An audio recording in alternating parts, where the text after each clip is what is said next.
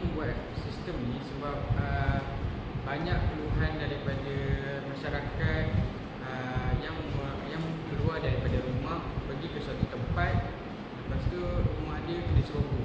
Kami berinisiatif untuk melakukan ini untuk menjaga keselamatan mereka di rumah.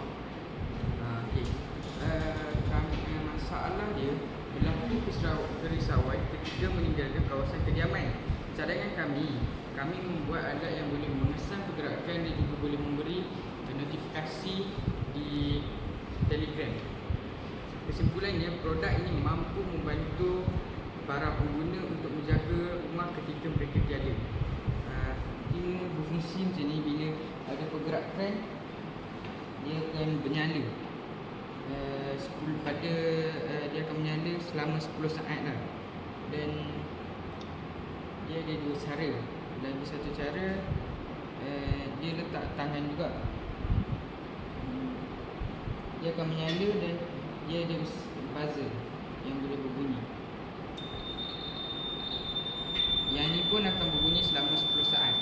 Kami menggunakan resistor 200 ohm untuk tapis tenaga elektrik untuk menjimatkan tenaga dia lah. Lepas tu dengan ASP 32 untuk melajukan dia lagi.